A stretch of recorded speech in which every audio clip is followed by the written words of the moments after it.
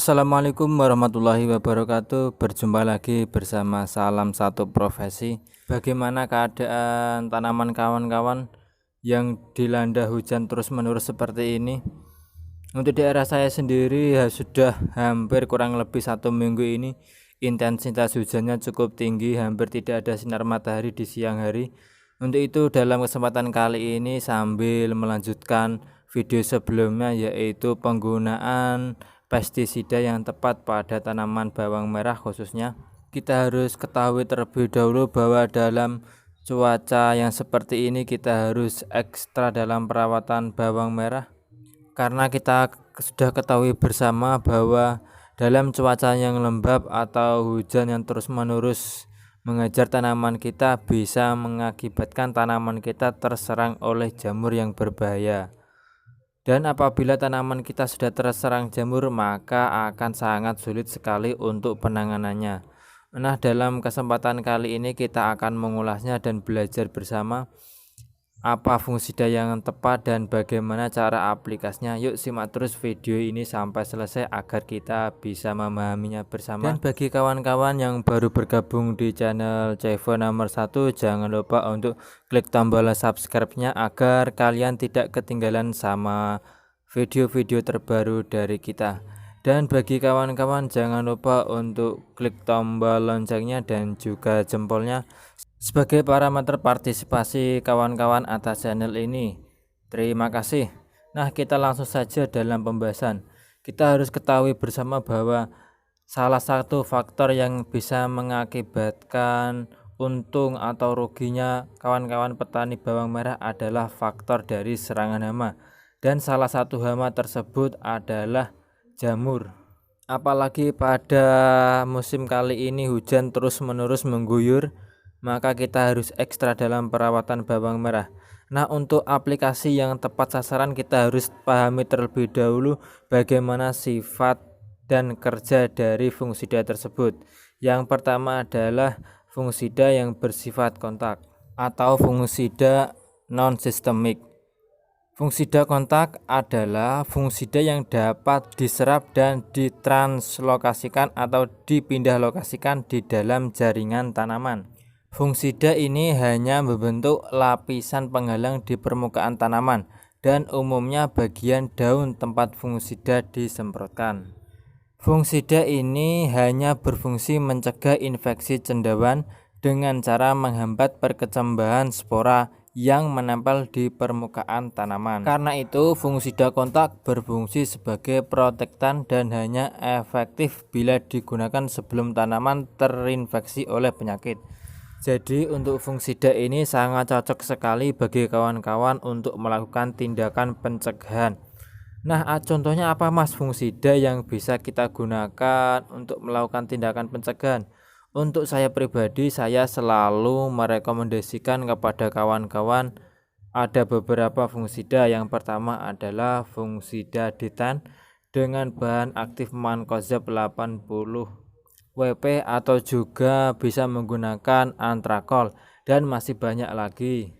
Dan yang kedua adalah fungisida sistemik. Fungisida sistemik pada dasarnya diserap oleh organ-organ tanaman dan ditranslokasi atau pindah lokasikan ke bagian tanaman lainnya. Pada umumnya fungisida sistemik ditranslokasikan ke bagian atas atau disebut juga dengan istilah akropetal, yakni dari akar menuju daun. Tetapi ada beberapa fungisida sistemik juga dapat bergerak ke bawah atau disebut dengan basipetal, yakni dari daun menuju akar. Kelebihan fungisida sistemik ini yaitu bahan aktif langsung menuju ke pusat infeksi di dalam jaringan tanaman, sehingga mampu menghambat infeksi cendawan yang sudah menyerang di dalam jaringan tanaman. Kelebihan yang kedua, fungisida sistemik ini dengan cepat diserap oleh jaringan tanaman, kemudian didistribusikan ke seluruh bagian tanaman, sehingga bahan aktif dan residunya tidak terlalu tergantung pada area yang kita semprotkan. Selain itu, bahan aktifnya juga tidak mudah tercuci oleh air hujan. Dari penjelasan tadi dapat kita tarik kesimpulan bahwa untuk mencegah Agar tanaman kita tidak terserang penyakit, gunakanlah fungisida yang bersifat kontak. Namun jika salah satu tanaman kita atau gejala pada tanaman kita sudah terkena penyakit yaitu jamur, cepat-cepatlah spray dengan menggunakan fungisida yang bersifat sistemik, karena fungisida ini jauh lebih efektif daripada fungisida yang bersifat kontak. Mas, tolong Mas kasih contoh fungisida yang bisa digunakan untuk mencegah terjadinya serangan jamur atau yang bersifat kontak. Untuk saya pribadi, saya sering menggunakan dua fungisida. Salah satunya adalah fungisida detan dan juga fungisida antrakol. Namun jika salah satu tanaman saya sudah terkena atau ada gejala serangan jamur, maka saya beralih menggunakan fungisida yang bersifat sistemik. Contohnya adalah fungisida skor dan juga fungisida amistartop. Dan untuk efektifnya lagi, kita bisa mencampurnya, yaitu fungisida yang bersifat kontak dengan fungisida yang bersifat sistemik. Ini akan jauh lebih efektif bagi tanaman kita. Dan untuk dosisnya sendiri berapa Mas? Baiklah, untuk detan sendiri kita kasih 3 sendok makan.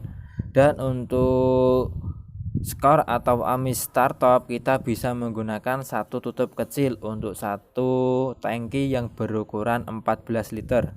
Dan saya ingatkan lagi, untuk setiap pencampuran kita lakukan terlebih dahulu, kita aduk sampai merata hingga benar-benar tercampur. Dan selanjutnya yang tak kalah penting adalah pemberian perekat.